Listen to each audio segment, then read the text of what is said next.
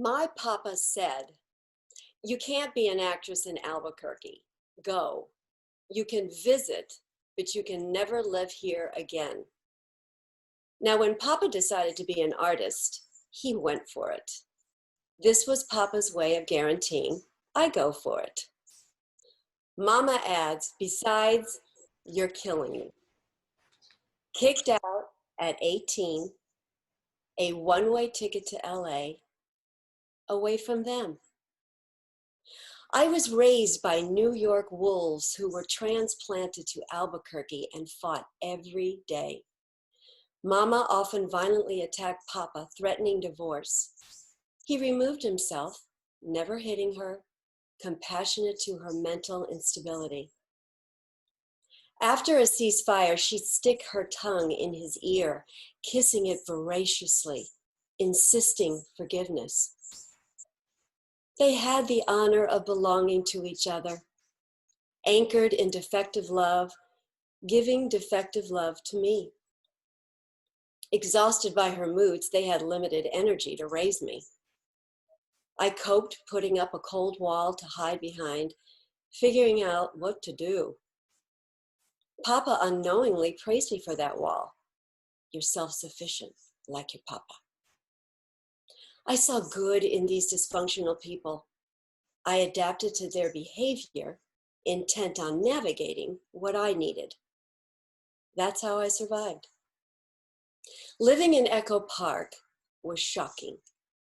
Trying to survive as an actor, developing an eating disorder, which it just caused corroding discernment. I wrote my folks, "Gunshots lullaby me to sleep."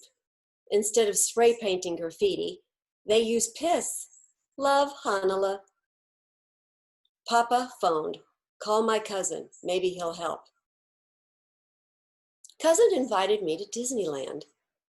His flashy Mercedes and smile promised relief from the dump I was living in and distressing pursuits of an acting career. I could feel his attraction to me. At 16, my bestie and I walked into an ice cream parlor, braless, meeting up with two guys. She deliberately left her bra strewed on my bed, then strut with confidence in her halter top. Influenced by her, I changed my mind in the parking lot and I ditched my bra in the car. I thought, I'm liberated. From what? I had no idea.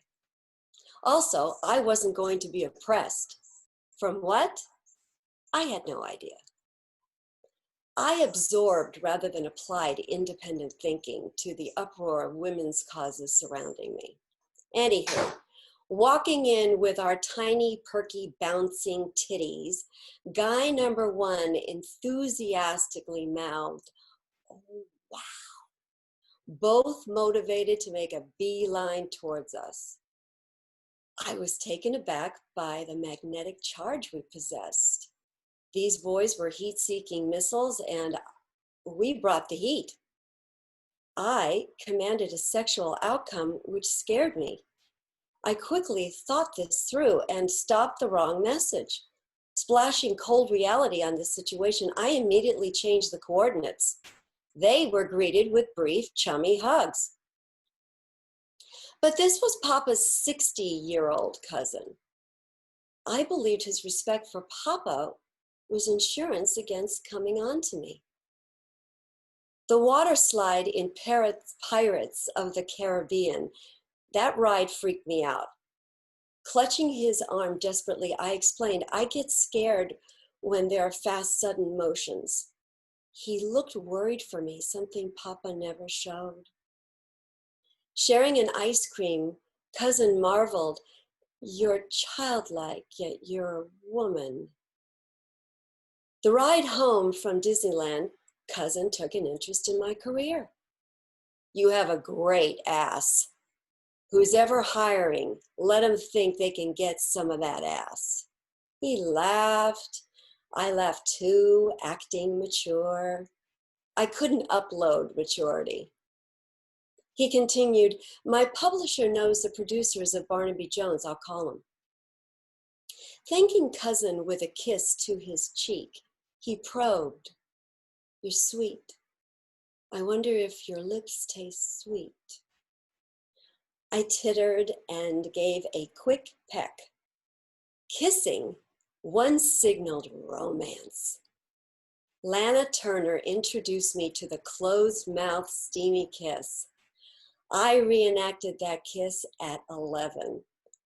Standing behind my bedroom door, I slowly pulled the doorknob towards me, pretending to be a woman, and my door, a man, whose sole mission was to kiss me. The anticipation titillating, like the movies. Then I'd kiss wood. Kissing Papa's cousin was utilitarian. Part of it was that eating disorder. Starving myself starved my brain, causing my inability to be self-respecting. I longed for paternal guidance, needing direction and support. Papa's cousin was a lousy parent. He cheated on his now ex-wife, and I designated him to be my support system. I mistakenly thought being cousin's confidant would divert him from being sexual. "My father died of a heart attack," he said, cupping my breast as we munched tuna sandwiches in his kitchen. Eating in front of him threw him off, suspecting I had anorexia. "You're cute in that commercial," his hand moving to my other breast. I got all my acting gigs, discounted my successes, thinking he could do better for me. "You're too skinny, but you still have that great ass," he proclaimed as I served lunch, poolside, topless, wearing a G-string and stilettos.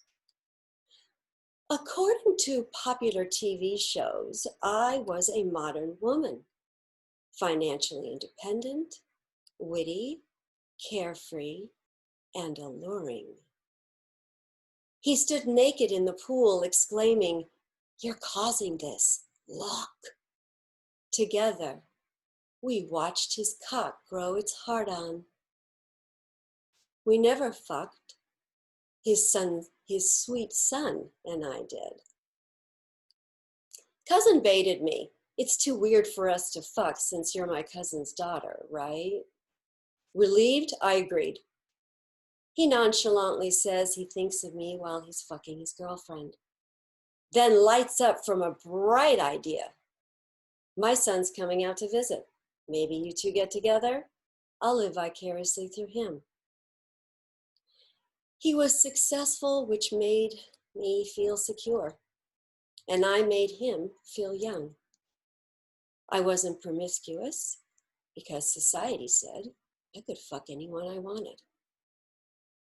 Surviving the only way I knew how, I adapted to his behavior, intent on navigating what I needed, and hated myself for it. I didn't have the know-how to stop myself from being with him, just like I didn't know how to stop the insanity of binging and starving. At 25, it was my eating disorder that finally got me to pay for my own therapy. So when the therapist jarred me awake from an unexpected, comfy, self-induced snooze caused by her questioning me about cousin, I murmured, "Is it molestation if I was 18 and complicit?" Astoundingly, she said, "Yes." That is the inconvenient truth. On the courageous path of empowerment victims earn, I understand I can't change the past. But I look at all of those events through my crone goddess eyes, advocating for 18-year-old adult challenged women, confounded by their own experience with unsafe older men. Dysfunctional cousin died on the toilet from a heart attack after taking a shit. but I was already free of him because I put my dysfunction to rest. Growing up is a Herculean task. Decades later, cousin's lovely daughter and I met for dinner. Over Mushu, she surprisingly vindicated me. Did my father come on to you? He did it to everyone. He was a pig. I'm sorry. Thank you. Yeah.